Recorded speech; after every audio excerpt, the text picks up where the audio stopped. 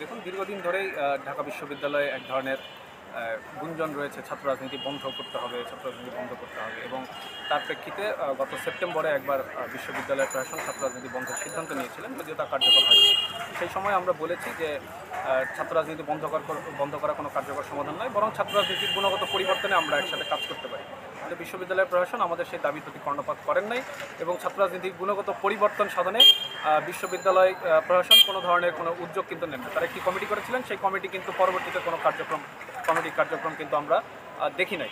এবং আজকে যে কথাটি এসছে যে বিশ্ববিদ্যালয়ের শিক্ষার্থী যারা হলে থাকবেন, তারা তাদের রাজনৈতিক করার যেই অধিকার, সেই অধিকার তাদের অবশ্যই থাকা উচিত। যদি তারা কোনোভাবেই কাউকে কোনো আঘাত না করেন, কারোর জন্য হুমকি স্বরূপ না হন, তাহলে তিনি রাজনীতি করবার তার অধিকার থাকা উচিত, এবং এটি সংবিধান দ্বারাও কিন্তু আমাদের সংরক্ষিত।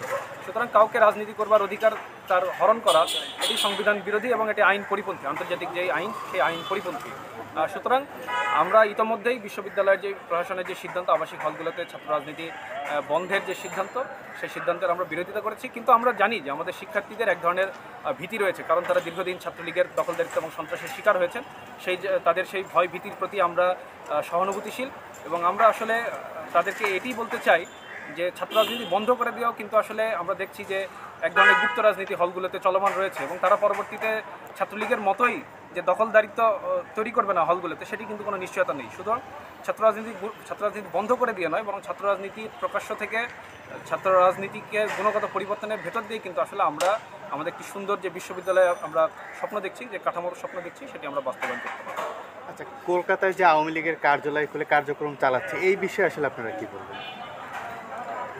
দেখুন, এটি আসলে মন্তব্য করবার মতো আসলে কোনো বিষয় না। আওয়ামী লীগের এটা যারা কার্যালয় খুলেছেন, যারা সেখানে কার্যক্রম পরিচালনা করছেন, এটি আসলে তাদের কাছে প্রশ্ন করবে সবচেয়ে ভালো।